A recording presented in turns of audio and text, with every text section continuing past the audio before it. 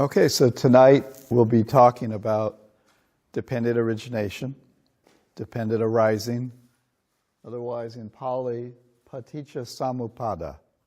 And all those little dashes and little dots, the dot below the T, the dash above the A, these are diacritics. They have a way of pronouncing.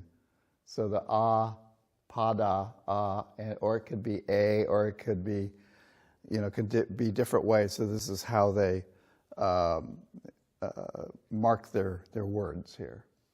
So dependent origination is a combination of the 5 aggregates, in other words, everything that you're made up of, and the process that you go through for life. There is, in physics, the theory of everything, and they've tried to put into a set of equations how everything works in the universe. Now, I hear recently there's been a little issue with some of it, but it's the idea that you can somehow put it all together and it all correlates and matches and it all works. But this is the Buddha's way of describing the theory of everything.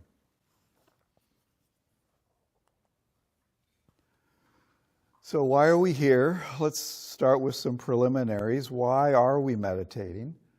We're trying to eliminate suffering. That's why we came here. What do we mean by that? What do we mean by seeing the true nature of suffering? And who are you? These are all AI images. So my so-called reality, what is your reality really? We have a set of things we call reality, but is that perception right, or is that just one of the many perceptions? So we do misperceive reality as something personal and permanent.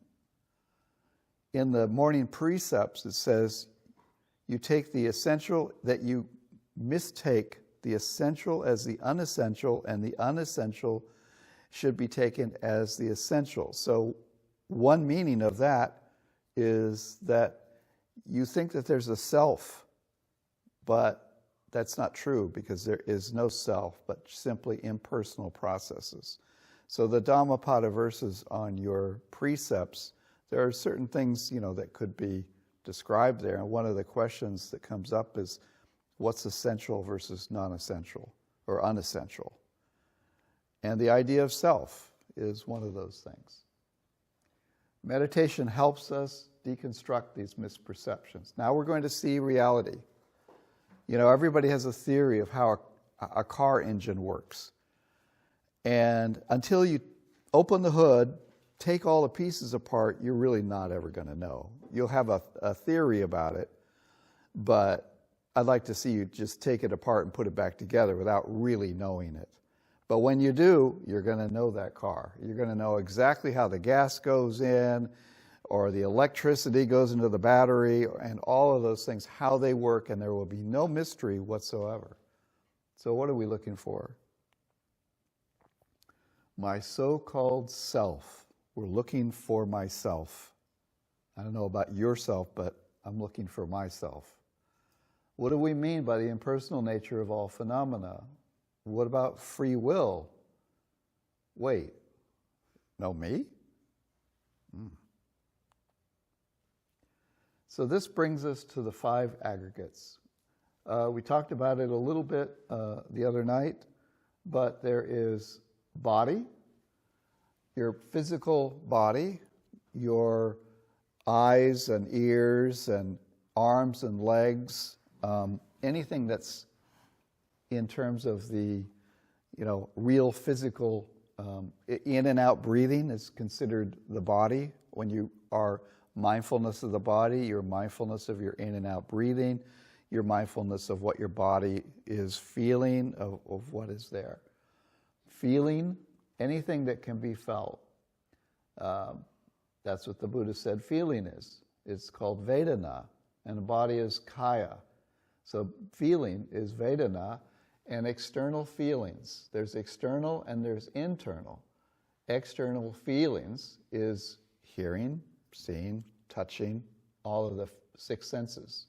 And I say 6 senses because the brain is a sense base as well. There's the five, and then there is the brain. And what it is perceiving is thought. The internal feelings, these are mental feelings that come up like grief, hatred, depression, and pleasantness, pleasant feelings. The other thing is perception. It names what the feeling is. It's based on memory. You remember that you got taught in school that that was a toe, and that was a hand, or that's a chair.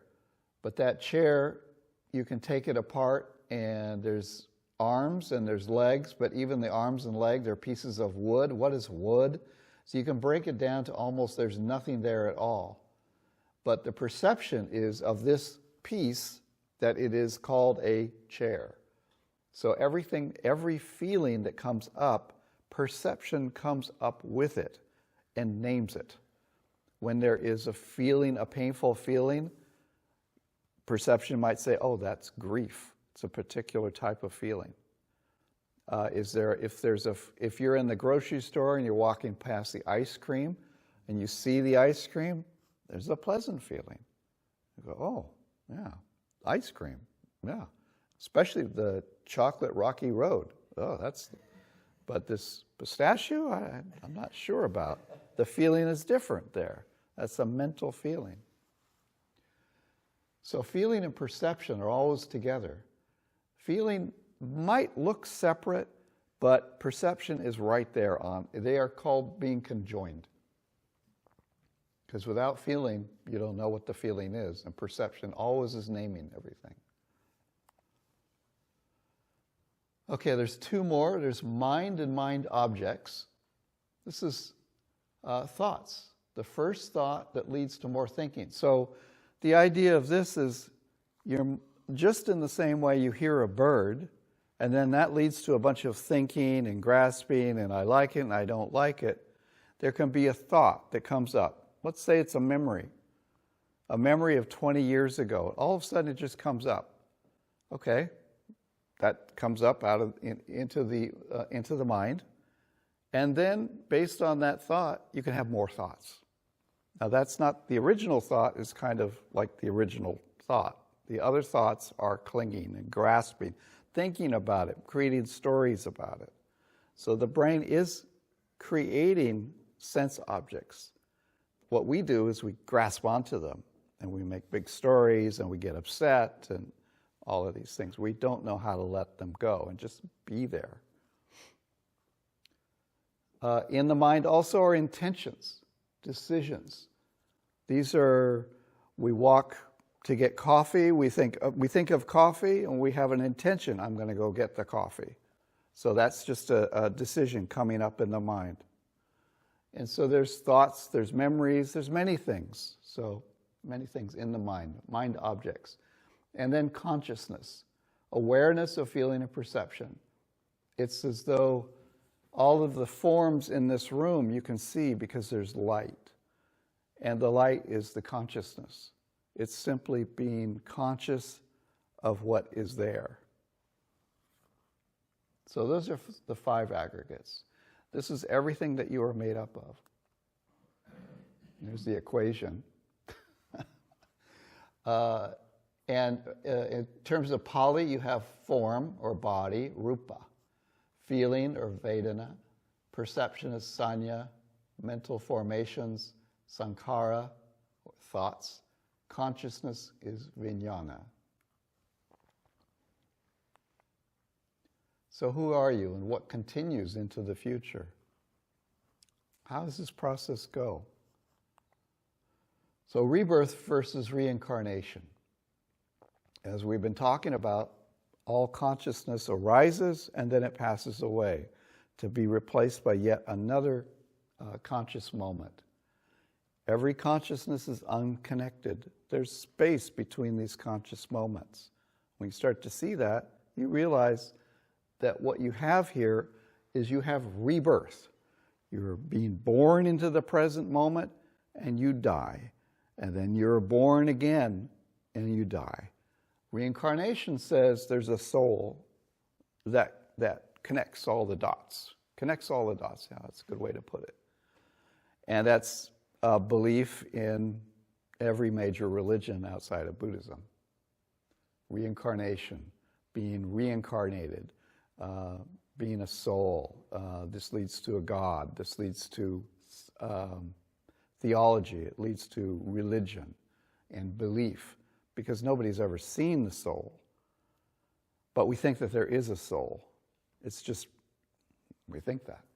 But in the meditation, we're finding out, no, there's just little dots of consciousness. And it's like one candle flame lighting another over and over. And Buddhism considers that there is many lives, that you've already lived many, many lives, and that somehow all of those lives have led you to this room at this moment. And everything in this room, all the meditation that you're doing is going to create future lives and create future results. What keeps that flame jumping to the next candle? You know, you have a little flame going, and then you can light another candle with this candle. Well, what is it that's taking this candle and lighting the next candle? It's the craving. It's the craving to continue, to exist. And that's what keeps all these little consciousnesses going. You want. It's all those fetters we were talking about the other night. You want to exist. You want to have pleasure. You want. You want to go forward. No permanence. So you're coming into existence and fading out immediately. And you can start to see this in the meditation. When you see it, then you understand it and you actually realize it. You don't just think about it as a concept. And it changes the way you see the world, and it changes the way you see yourself. Seems like a lot.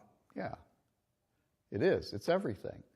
The doctrine is a little complex, but we're going to just discuss the moment-to-moment movement of our mind and awareness.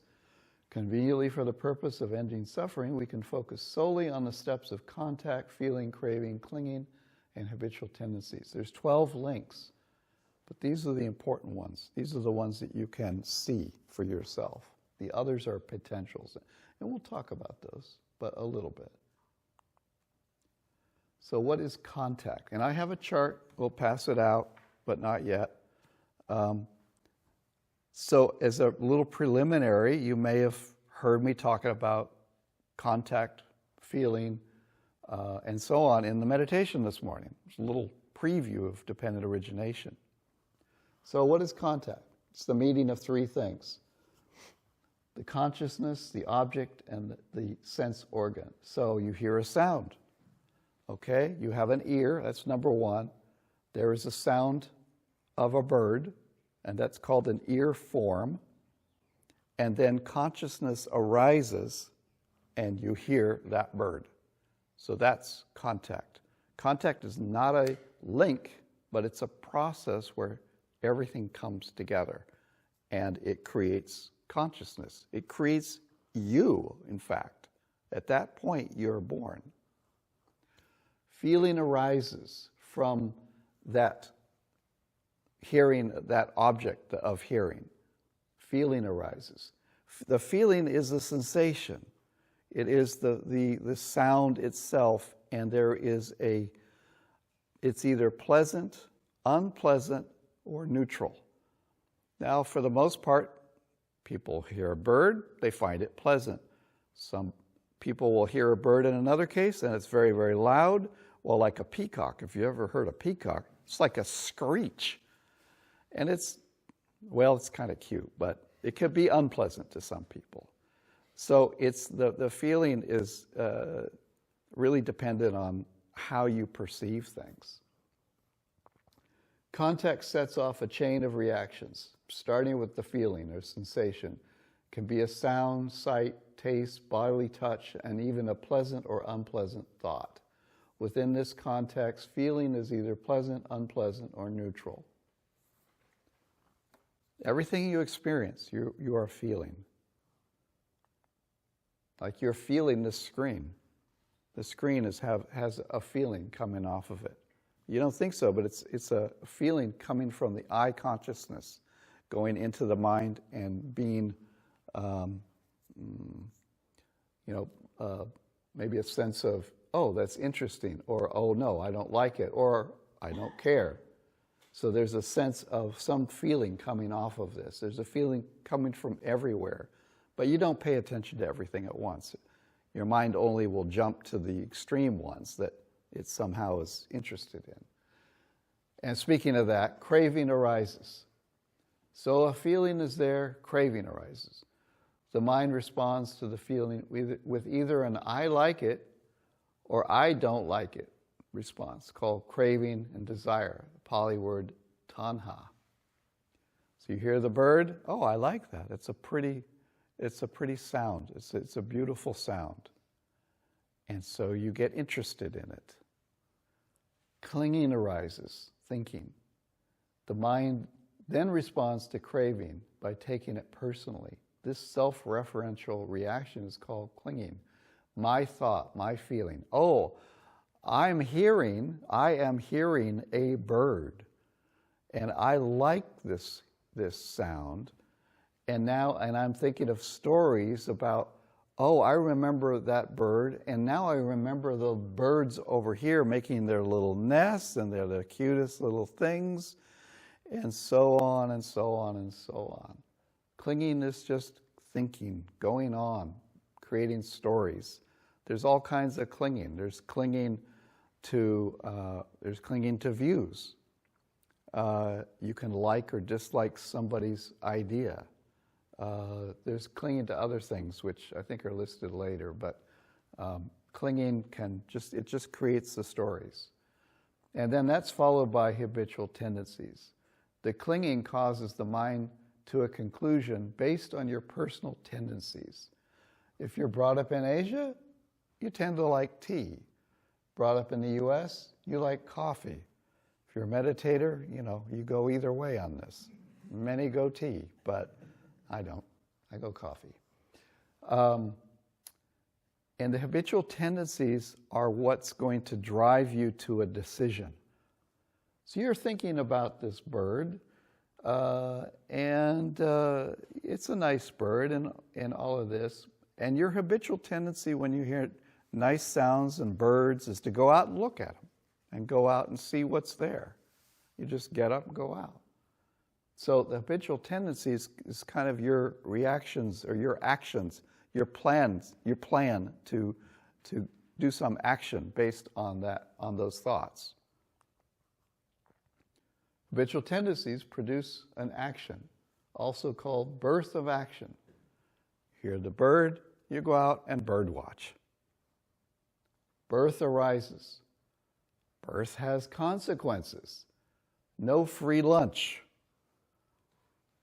The noble truth of suffering, dukkha, is this. Birth is suffering. Aging is suffering. Sickness is suffering. Death is suffering. Sorrow and lamentation, pain, grief, and despair are suffering. Association with the unpleasant is suffering. Dissociation from the pleasant is suffering. Not to get what wants, etc., etc., etc. This is the consequence of birth. So we talked about how these things arise and how they lead to actions, but there are consequences.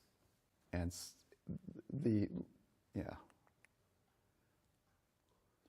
and the consequence can be suffering.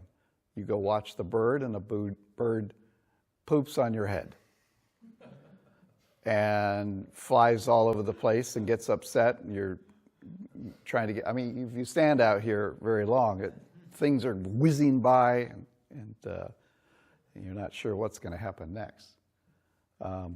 So watch out with this idea of being born. It can lead to crazy things. What does this have to do with meditation? Meditation is seeing how it all works and letting go of the craving. Seeing it truly as an impersonal process. An example, you're meditating. Suddenly you're daydreaming, miles away from your object of meditation. What happened? During a lapse in mindfulness, contact was made with a thought that arose, and it produced a feeling. Maybe it was a nice daydream. And this feeling caused craving. Oh, I want to think about this more. And you continue to think about it. Craving produced clinging, and the stories about the feeling. You identified with the feeling. Oh, I like this feeling, I like this thought. It's my thought, and it's my fantasy, and this is just fun. You came up with actions you could take. So you daydream. Many times you just daydream and nothing really happens.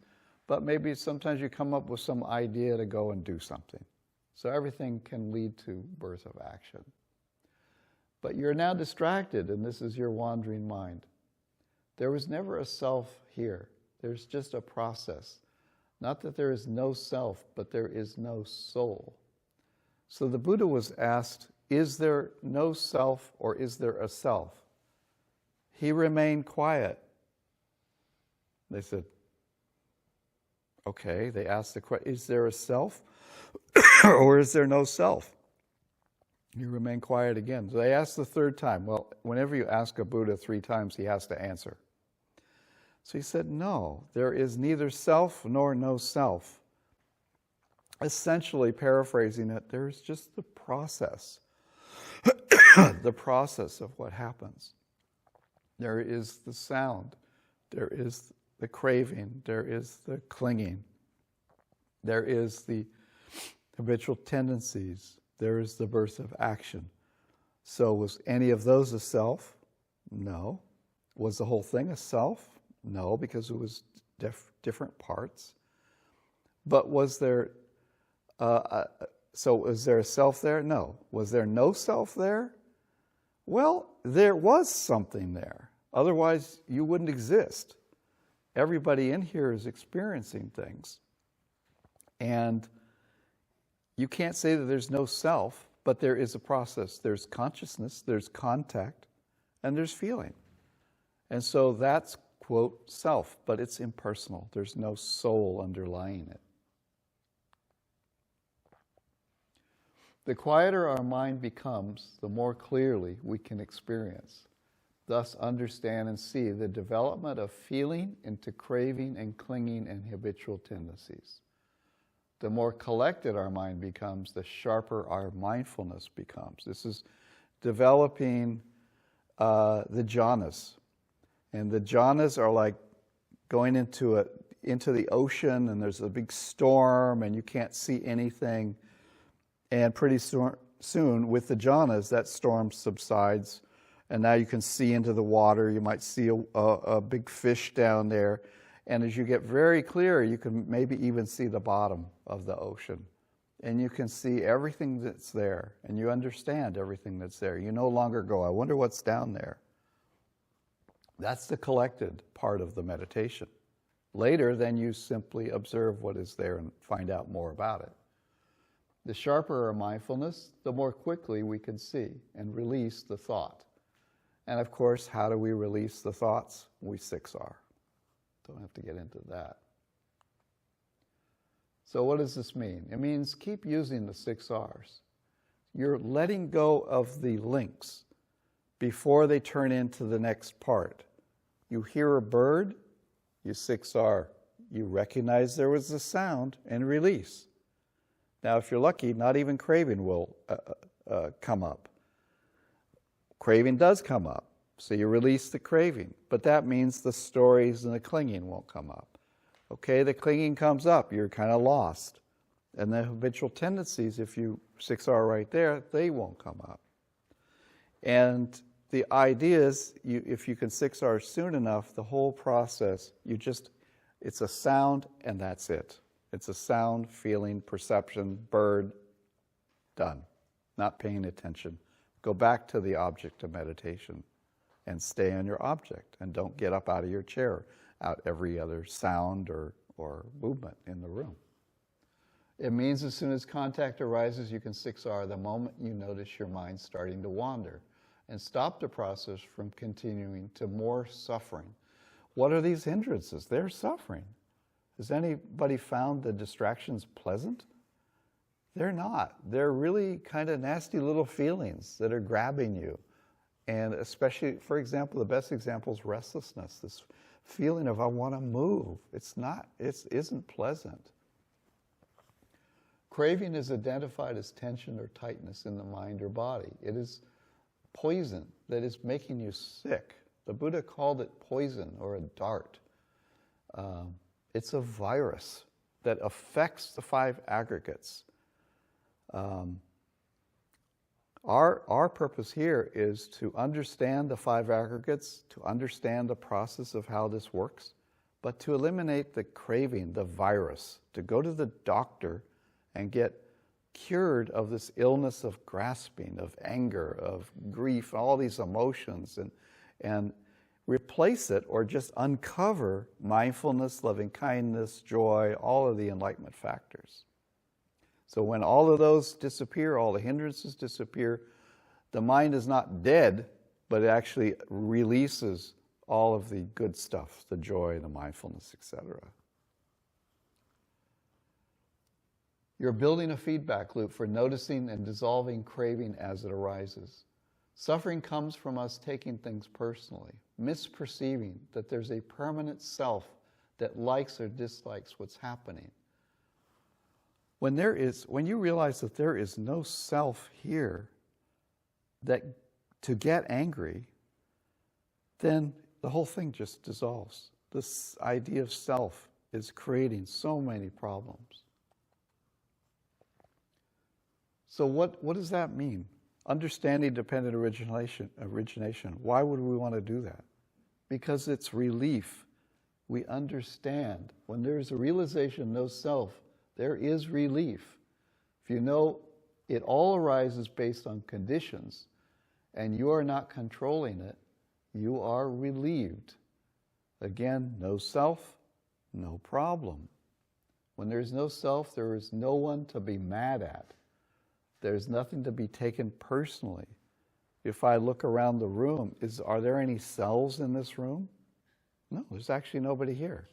There's colors, there's forms, and there may be a feeling arising on a particular person.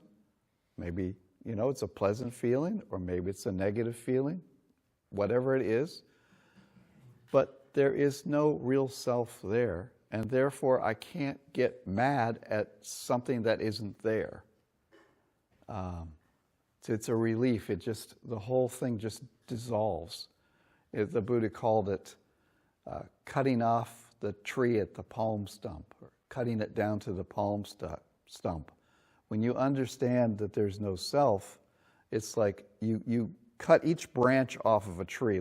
You're trying to get this idea of self, and gradually through the jhanas, you start cutting the branches of wrong view of there being a self there. But finally, at the very end, you cut the whole tree off, and all the rest of the branches just fall to the ground. And there's no self there at all. But you still exist. The mundane experience of abandoning suffering means you are weakening or destroying attachments. That's pretty obvious. As your practice deepens, you will eventually experience a radical shift of your understanding of the nature of yourself, your mind, reality. Everything happens because the conditions were right for it to happen. So this is the real roots of dependent origination.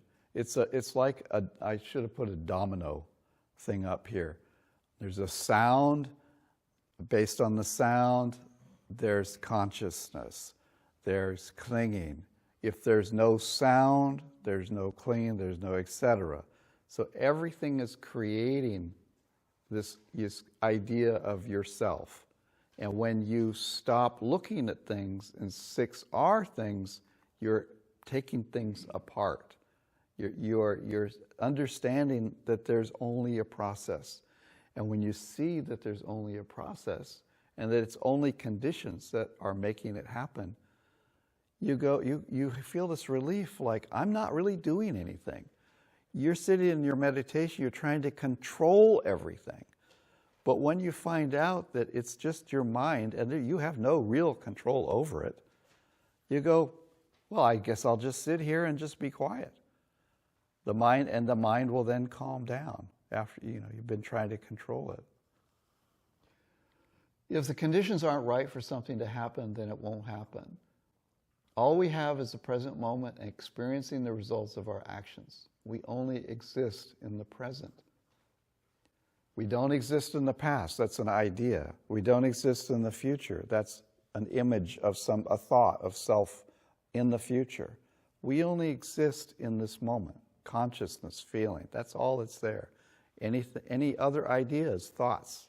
They're thoughts of clinging, grasping. Our goal as meditators is to build up a feedback loop via the 6 R's that eventually removes the condition for clinging by dissolving craving. Imagine just walking wherever you want without your mind just spinning out of control. All these thoughts. I'm going to do this, and then I'm going to do that, and I wish he hadn't done that, and I'm really mad at this guy, and I'm going to get back at him. You just walk from point A to point B, no thoughts, mind is quiet, and everything's pleasant and still and happy. And that's the goal of this. These thoughts, this clinging stuff, it's for the birds. They can have it. The dissolving of craving results in the abandonment of attachment, which is the cause of suffering. Liberation from suffering is possible in this very lifetime and on this very retreat. So this is dependent origination. There are 12 links in every mental process. We just went through a few. If we keep going backwards to see each of these processes as they arise and pass away, one after another, we will understand it. And yes, here is the whole circle. This is what it looks like on many charts that you're going to see in Buddhism. You have ignorance is the first thing. Fabrications or formations, consciousness, name and form, 6 sense bases. Now we just talked about contact, feelings, craving, clinging, becoming, or habitual tendencies, birth, aging, and death, leading to probably 100% suffering. Those are the parts we can see. The rest of this chart, which we won't really be talking about, but we'll actually be doing on this retreat, is the unbinding of all of these processes and letting go of everything and going through the jhanas and seeing nibbana, and seeing with wisdom, seeing dependent origination arising and passing away as it really is. Let's see. No, we're not doing that. So, I'm going to pass out a chart. Can somebody help me pass out? You want to pass out a...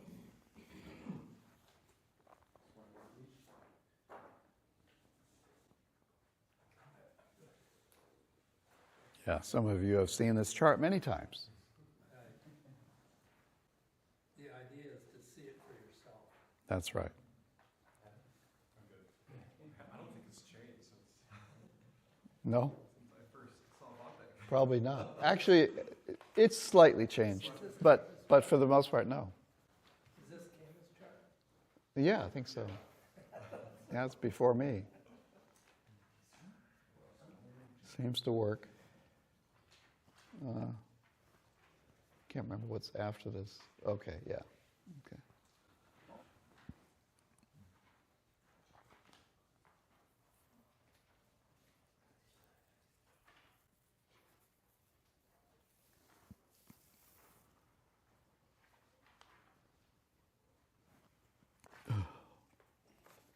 Okay. Oh, right. Okay, so now you have the chart. We talked about from contact all the way up. Now, everything before this is called potential. In other words, it's like you're baking a cake. I use Kama's. You bake the cake. You have ingredients. You have the egg, you have the flour, and all these things. But there's no cake there. You can't see a cake. But all these things come together. You bake it, contact, cake arises. So what is the ingredients? And actually, Venerable Yanananda uses the word in preparations. for this part of the chart. For formations, he calls them preparations. So what do we have on the left? Okay, we have ignorance, formation, consciousness, mentality, materiality. What's ignorance? Ignoring that paying attention can lead to suffering.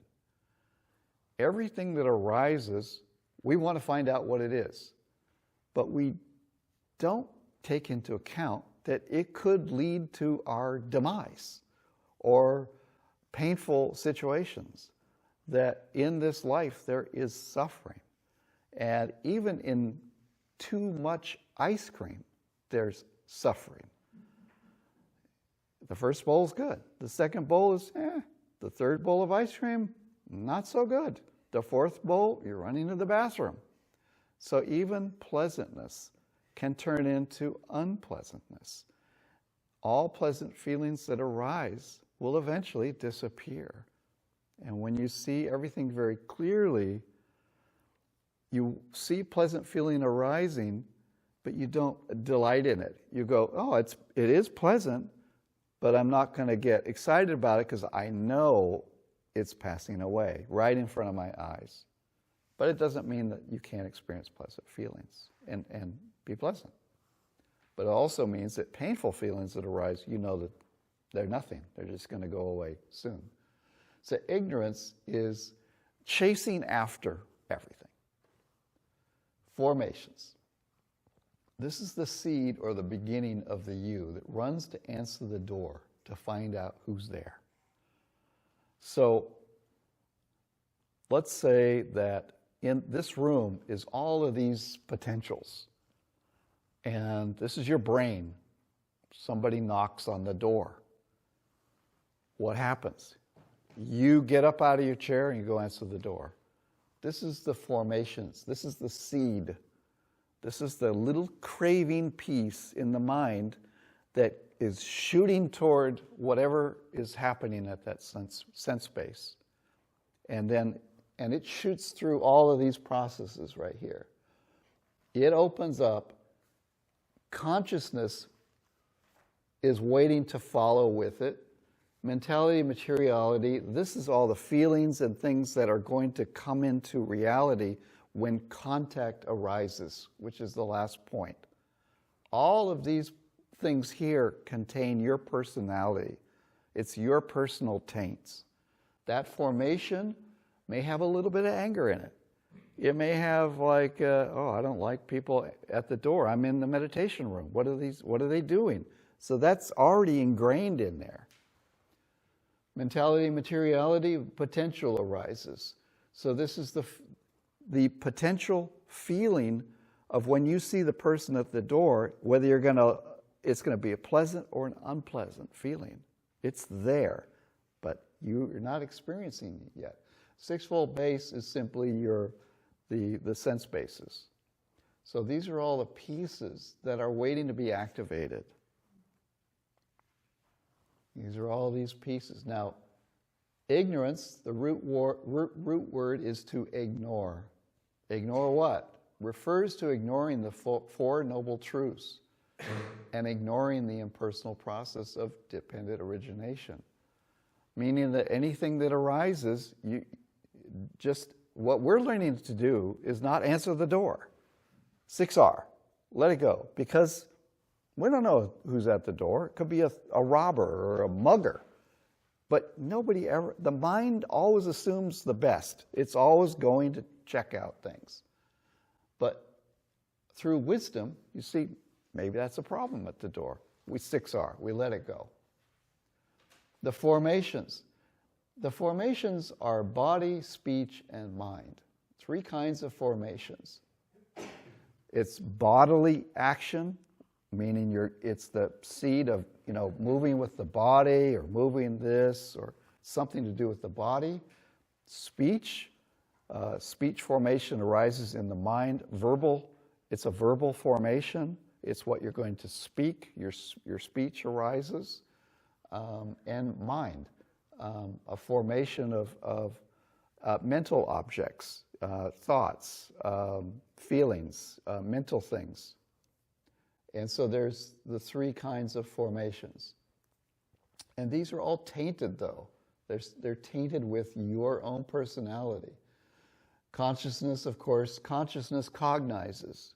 It understands what is there. It is aware of what is there. This is kind of activated by the formation. And then there's mind and body. Mental processes of the sense doors, which includes the mental action within contact, feeling, craving, clinging, habitual tendencies, birth, aging, and death links. The material is the body of those sense doors in references to the four elements of the earth, wind, fire, and water. So what's body made up of? In Buddhism, they call it earth. It's the earth, wind, fire, and water. It's not the band, but it's actual elements. And of course that means heat for fire, heat and cold. Earth is, physical. It's the material solidity. Yeah, another way is that they have a nature to them. There's the heat for fire. There's solidity, and for water, there's cohesion. That it flows together. It's something that flows, or it's simply just water. It's a water element. Wind is the movement. Wind is movement. I mean, when you're sick, you'll feel a lot of movement in your stomach. A lot of things are moving. There's wind outside. So all of these things are part of the natural environment. Sixfold base, the five external sense doors: eyes, ears, nose, tongue, body, and one internal sense door, which is the mind. And then contact, we've talked about. So these are all the ingredients that are rushing to find out who's at the door, to make contact, rushing to make contact. And then the rest of it, that's who you are. And what we're trying to accomplish is to exit this whole process and find out what's there. We've always gone forward. We're always looking for something that's going to make us happy. Well, the Buddha said, just stop looking. If you stop looking and stop moving forward, the end of suffering comes. The cessation of suffering arises. And that's why you understand these dependent origination ideas, is that you want to let go of at each of those steps. Now I'm going to read a little bit of a sutta on dependent origination so you can kind of get how the Buddha talks about it. It's a little complicated, but this is the way it works. This is the Samyutta Nikaya, and this section right about here are all suttas about dependent origination. This is Nidana, Samyutta. Nidana is dependent origination. Okay, I just lost my place. Okay, here we go. Okay, so this is the Book of Causation. The second book, number 2, Analysis of Dependent Origination. At Savatthi, Bhikkhus, I will teach you dependent origination, and I will analyze it for you.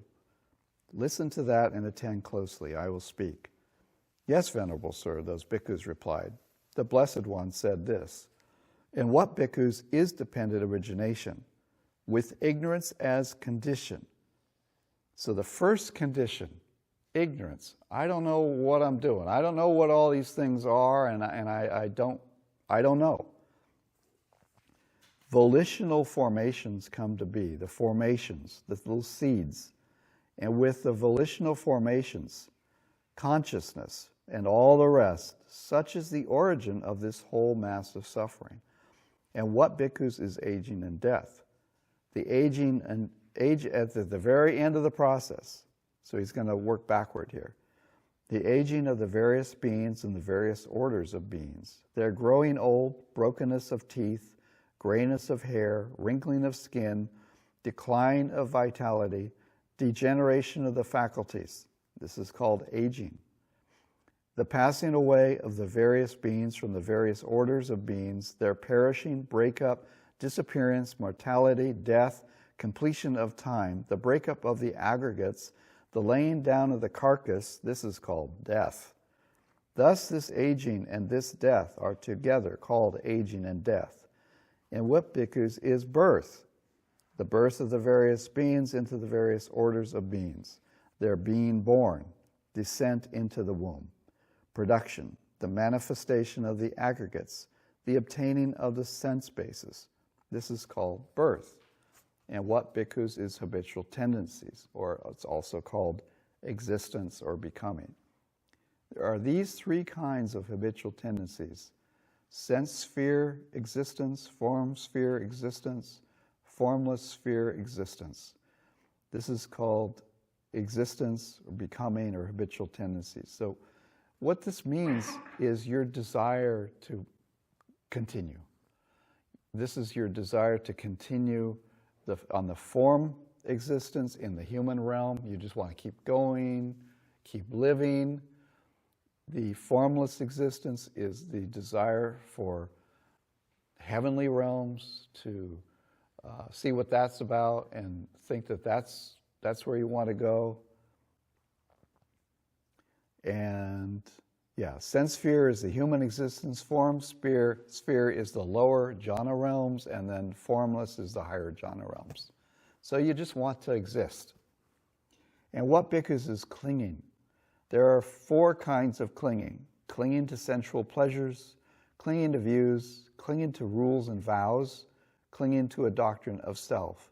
This is called clinging. This is clinging to our ideas, clinging to various pleasures. We have things that we like, and we keep looking for those.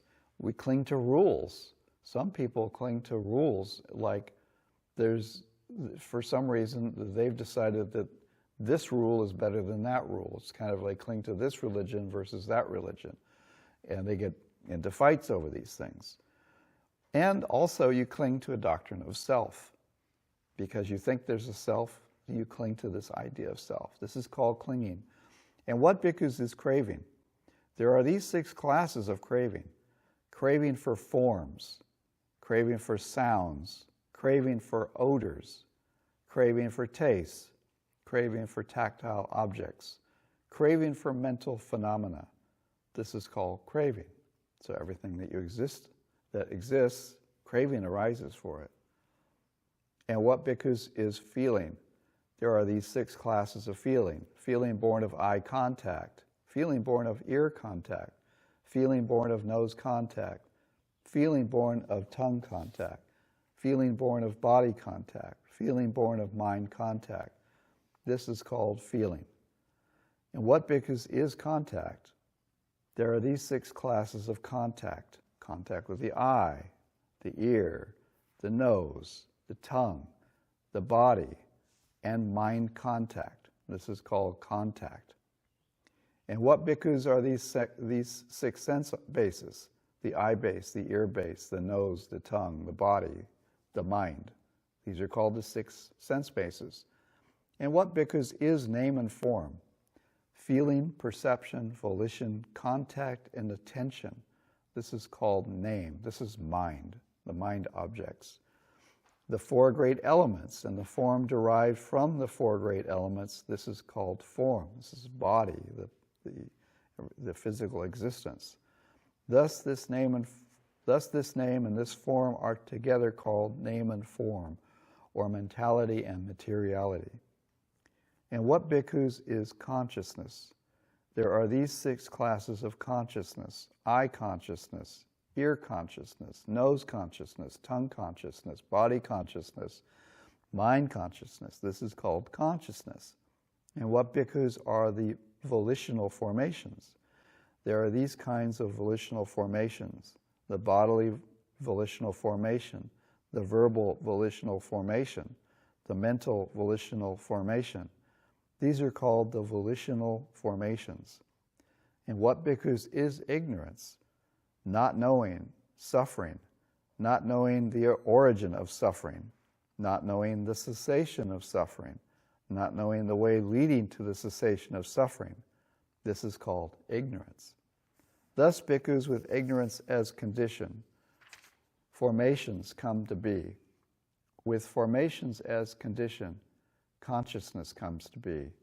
Such is the origin of this whole mass of suffering, and so on, every one of those links. Because this link exists, that link exists. Because that link exists, that link exists. When you eliminate this link, the link after it disappears, and after it disappears. Such is the origin of this whole mass of suffering. But with the remainderless fading away and cessation of ignorance comes cessation of volitional formations. With the cessation of volitional formations, cessation of consciousness, and so on. Such is the cessation of this whole mass of suffering. So that's the way the Buddha describes dependent origination.